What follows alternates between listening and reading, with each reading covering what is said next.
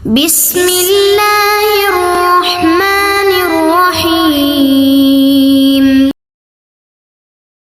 Kalau suaminya bilang, "Dek, saya kayaknya mau ngasih ibu ya, mau ngasih saudara-saudara saya." Wah, begitu dia ngomong gitu, kamu jangan merasa kayak lagi dihadapkan dunia. Kamu kalau lagi merasa kayak dihadapkan dunia, langsung tuh. Tapi nanti buat bayaran sekolah anak kita gimana? Kalau anak kita bulan depan sakit gimana? Bulan depan sakit. Ngapain kamu pikirin sekarang ya? Ya Allah, kalau nanti kamu masanya pensiun gimana? Padahal pensiunnya masih 10 tahun lagi. Umur kita nyampe ke situ aja belum tentu. Ya Allah, tuh.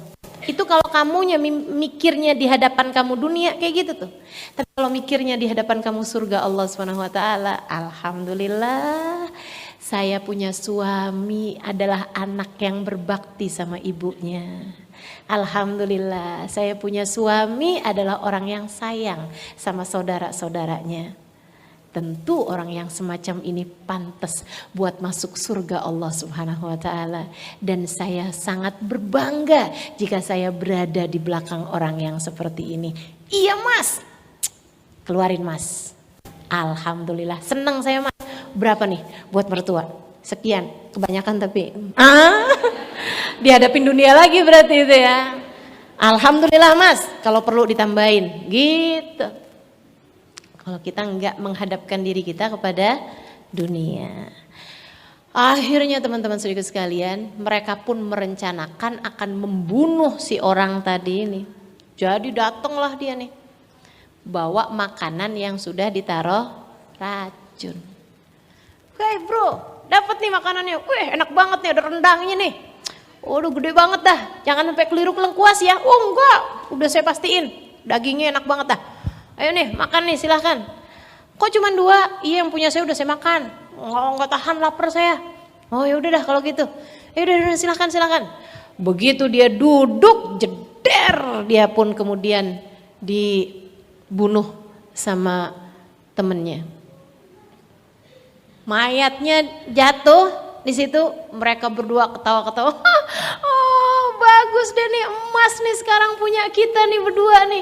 3 nih sekarang punya kita. Iya nih, waduh, habis ini kita jadi kaya raya, semuanya jadi murah banget. Ayo deh kita makan. Waduh.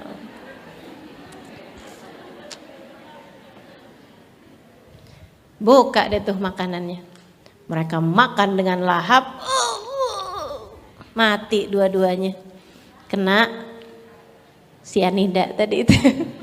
Kena racun teman-teman. Masya Allah. Nggak lama kemudian Nabi Isa lewat di situ. Emasnya masih teronggok persis seperti waktu Nabi Isa meletakkannya, membaginya. Dan di depan emas tersebut ada 3 orang mayat. Ada 3 mayat bergelimpangan di sana dengan 3-3-nya, satu bersimbah darah dan yang kedua mati dalam keadaan teracuni. Kata Nabi Isa, hakada fa'alatid dunya bi ashabiha. Demikianlah dunia akan selalu memperlakukan para pecintanya. Maka Nabi Isa mengangkat tangannya dan berdoa, ya Allah, ubahkanlah emas ini menjadi tanah kembali agar ia tidak menjadi fitnah bagi umat ini. Akhirnya jadi tanah lagi. Nabi Isa jalan kemudian ninggalin tuh 3 mayat itu ya. Tuh kayak begitu tuh dunia tuh teman-teman, kayak gitu tuh. Jadi kalau kamu minta dunia yang benar, Allahumma rzuqni rizqan halalan thayyiban mubarakan. Ya Allah kasih kepada saya, anak saya, suami saya, keluarga saya, ya Allah semuanya ya Allah rizki yang halal, yang thayyib dan yang berkah. Yang berkah tuh yang kayak gimana? Yang bisa selalu membawa kebaikan. Tuh harta yang berkah tuh harta yang ziyadatul khair, berkah itu tambahnya kebaikan. Gitu ya. Kesehatannya dia pakai buat kebaikan-kebaikan. Hartanya dia pakai buat kebaikan-kebaikan. Harta yang haram, harta yang gak berkah, jangankan harta yang haram, harta yang gak berkah aja itu gak bakalan bisa tuh dipakai buat hadir majelis, buat bikin majelis. Nah kalau kita bisa punya harta yang Dipakai buat majelis keburu, dipakai buat sedekah keburu, dipakai buat berbuat baik sama orang lain keburu, dipakai buat nyekolahin anak keburu, dipakai buat nyenengin anak-anak misalnya gitu ya keburu, dipakai buat makan keburu, makanannya yang bergizi bagus betul. Itu berarti hartanya adalah harta yang berkah. Kalau harta yang nggak berkah dibuat pergi majelis kayak nggak bisa gitu, nggak bisa. Dibuat nyumbang kebaikan-kebaikan itu nggak bisa. Hartanya harta yang nggak berkah soalnya. Harta yang nggak berkah itu kepakainya buat hal-hal yang nggak enak, buat kena tilang, buat bayar apaan lah, kena apa gitu kan ya, terus mesti bayar gitu kan. Itu yang nggak enak-enak tuh. Dibawa pergi ke rumah sakit karena agak nabrak gitu misalnya, buat bayar ganti rugi ini, ganti rugi itu. Pokoknya nggak enak gitu, ngeluarin duitnya tuh nggak enak. Tapi kalau harta berkah, ngeluarin duitnya tuh enak gitu. Ngeluarin duitnya tuh sambil senyum. Kalau yang itu harta yang nggak berkah, ngeluarin duitnya sambil kesel gitu.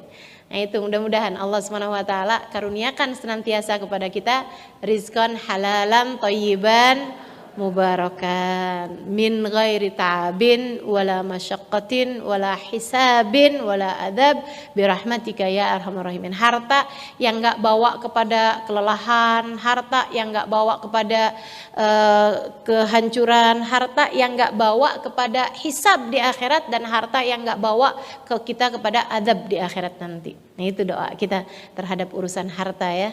Birahmatika ya arhamar rahimin, bijudika ya juwadal juwadin nahu waliyudzalik wal qadir alaih.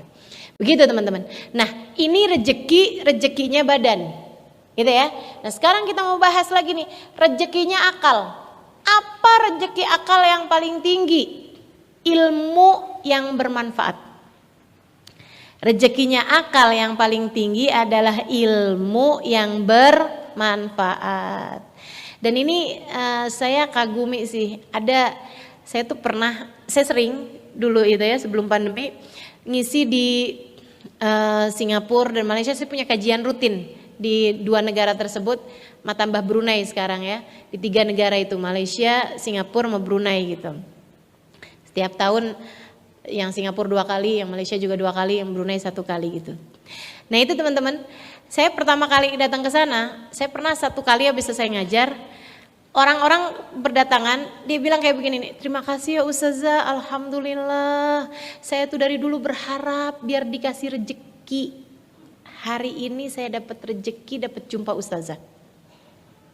Saya ngelihatnya kayak yang rezeki, kayak agak aneh aja bahasanya, nggak biasa dipakai gitu sama orang-orang kita. Rezeki ketemu orang soleh dalam pandangan dia ya. Rezeki dapat ilmu yang bermanfaat. Kamu suka menyebutnya sebagai rezeki apa enggak?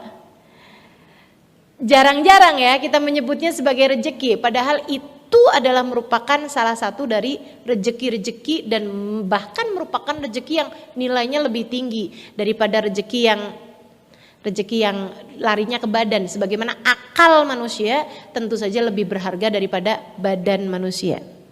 Nilai orang kan di akalnya lebih tinggi daripada nilai orang di badannya. Lihatin aja orang yang kerja pakai akal sama orang yang kerja pakai badan, dibayarnya mana mahal? Yang pakai akal teman-teman, karena memang akal nilainya lebih tinggi daripada badan. Karenanya rezeki berupa ilmu yang bermanfaat, yang bikin kita jadi tahu sama Allah, yang bikin kita ngerti sama Nabi Muhammad, yang bikin kita cinta sama Nabi Muhammad, bikin kita cinta sama orang-orang soleh. Itu adalah ilmu yang merupakan rezeki yang luar biasa besarnya yang Allah Subhanahu Wa Taala berikan kepada akal kita. Makanya mesti minta. Salah satu dari yang sering saya sampaikan kepada teman-teman dimanapun, termasuk juga kamu, mendoakan dirimu dan keluargamu. Ya Allah, karuniakanlah untuk hidupku ini ya Allah, guru yang dapat membimbingku mengenalmu dan mengenal Nabi Muhammad SAW. Minta teman-teman. Sebab Allah Subhanahu Wa Taala bilang, katanya Allah Subhanahu Wa Taala, wa man yudlilillah falan tajida lahu waliyan mursyida.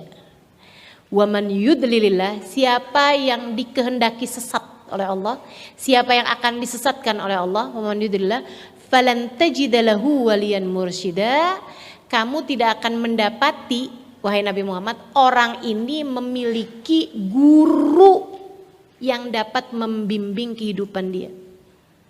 Jadi orang kalau disesatkan sama Allah Subhanahu wa taala, Allah nggak akan kasih sama kehidupan dia guru yang dapat membimbing. Gitu ya. Kamu mesti punya guru yang dapat membimbing kamu, yang bisa kamu ikuti jalan kehidupannya, yang bisa kamu dengarkan nasihat-nasihatnya. Ustazah, mesti satu orang aja. Kalau guru yang kamu dengarkan petuahnya, yang kamu jadikan sebagai sandaran, sebagai patokan, nah itu satu. Yang lain-lainnya harus kamu dengarkan, gitu ya. Harus kamu ambil yang bagus-bagusnya, tapi patokannya satu, gitu. Jelas ya? Kayak orang tua, teman-teman.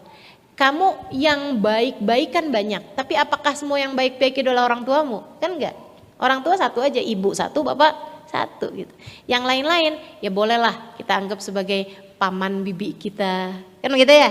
Nah seperti itu, orang tua satu gitu. Jadi guru itu mesti satu, yang kamu jadikan sebagai ibu bagi akal kamu, ibu bagi jiwa kamu, satu. Selebihnya yang lain-lain itu kamu dengarkan, kamu ambil yang baik-baiknya, kamu ambil semuanya. Semakin kamu punya guru yang banyak semakin bagus gitu. Kamu ambilin semuanya, kebaikan-kebaikannya. Tapi sekali lagi yang kamu jadikan sebagai patokan satu aja. Ustazah, taunya dari mana nih kalau ini dia nih guru saya gitu? Minta sama Allah. Kalau nggak minta, takutnya nggak dikasih. Itu ya. Minta sama Allah Subhanahu wa taala, teman-teman, dan mintakan pula hal tersebut kepada anak-anakmu. Karena nih zaman tidak menjadi semakin mudah. Kesian anak-anak kita kalau kemudian kebingungan yang mana sih nih? Yang satu bilang ziarah makamnya para wali bagus, yang satu bilang haram, bid'ah, syirik. Nah, kan bingung. Betul nggak? Gitu kan? Jadi mesti ngikutin yang mana nih yang dia bisa pegang gitu. Mesti ada pembimbingnya gitu. Dan untuk itu saya sangat sekali lagi menyarankan teman-teman untuk kalau doa tuh jangan minta urusan rezeki badan mulu gitu, rezekinya akal itu juga mesti kamu minta. Ya Allah, karuniakan kepadaku ilmu yang bermanfaat. Allahumma rzuqni ilman nafi'a. Minta ya Allah ilmu yang bermanfaat. Rabbi zidni ilma warzuqni fahma. Doanya Nabi Muhammad SAW. Tambahkan untuk aku ya Allah ilmuku. Gitu ya, dan karuniakan kepada aku pemahaman di dalam ilmu tersebut. Minta sama Allah guru untuk